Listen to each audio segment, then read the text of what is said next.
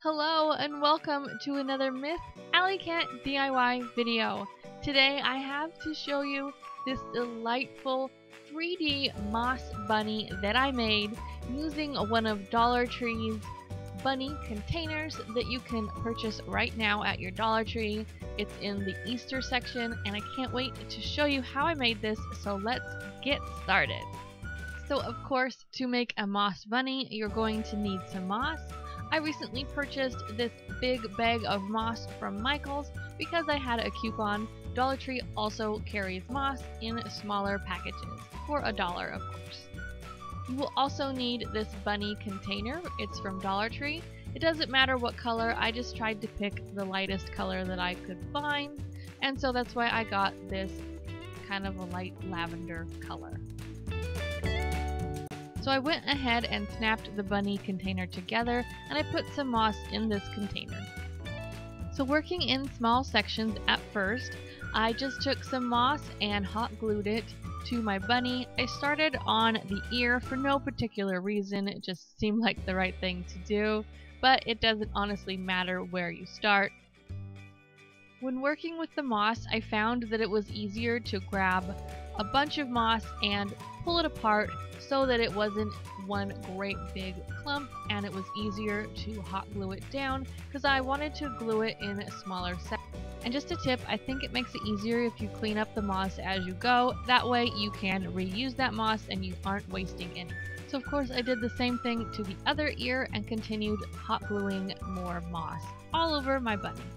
So it's the same process all over the bunny. I did end up doing larger sections as I got better at gluing the moss down. This is totally optional.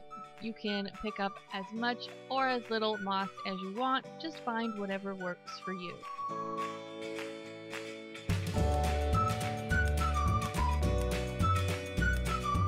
When I got to the very bottom of the bunny, I put moss up to the bottom, but I did not put moss on the very bottom of the bunny, just because for one, you're not going to see it, and also it would probably make the bunny not stand up straight, probably be kind of wobbly then.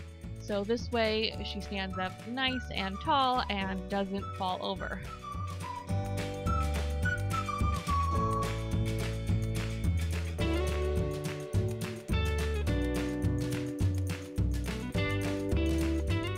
Once the bunny was completely covered in moss, I went ahead and kind of just tapped it so that any excess moss would fall off. And once I did that, I did go ahead and hairspray the whole bunny down. I did do this off camera, but I think it's pretty self-explanatory. I just didn't want any moss to fall off, so that's why I hairsprayed it. So this next part is completely customizable. I'm just showing you some different items that I have that I could use to decorate my bunny. Those are cherry blossoms, the white ones that I showed before, and these pink ones, both from the Dollar Tree. So Dollar Tree does have some options that you can use to decorate your bunny. And then I have some different things that I got from Michael's, that pick, and some greenery. I will put in the description box below that haul where I recently scored a whole bunch of beautiful greenery and flowers from Michael's, and I'll also be using this like square of boxwood that I got from a different trip. This is the really fun part in my opinion, so just have fun with it. I decided to put these little teeny tiny flowers on like her belly area. You can also just tie a ribbon around her. That would be absolutely adorable as well, but I thought this would be nice and cute and a little bit different. And then I took this flower that was also off of that pick from Michael's, and I thought that would be so cute on. So as you can see, I did end up taking off one of the greenery, like the little leaves that I had on the other ear. I thought 2 of those was just a little bit too much, so this is what I ended up doing instead, which I think turned out even cuter. I decided to put the leaves going up her ear, and I thought that ended up so precious. I I also randomly took some of the boxwood leaves and just the other green leaves that were teeny tiny that I had, and it just kind of randomly glued them into the moss like they were sticking out. I just love doing that. I think that it adds so much character to a project that has moss on it. So here is the front of the bunny and how she turned out. I think it turned out so precious, and I just love the greenery and the simplicity of it, but yet it's so stinking cute. I'm so happy with this. And yeah, let me show you what the back turned out like.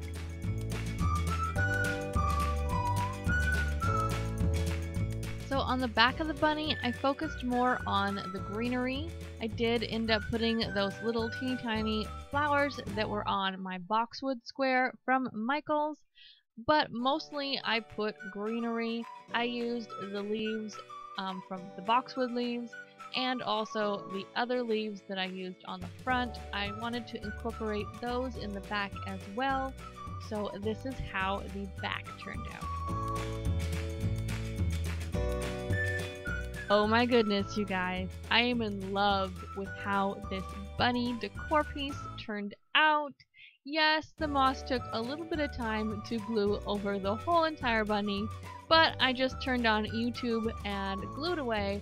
Honestly, it was very therapeutic, so I found it very relaxing and fun. Here I have her sitting next to my Love Grows Here decor piece. I made it a couple of weeks ago or so. I will link it in the description box below if you want to go ahead and check that one out. They both look so adorable next to each other.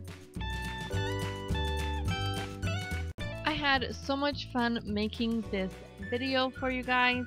I hope you enjoyed it. If you did, please feel free to pounce on that like button and hit subscribe. It seriously does mean so much. I hope you're all having a wonderfully perfect day.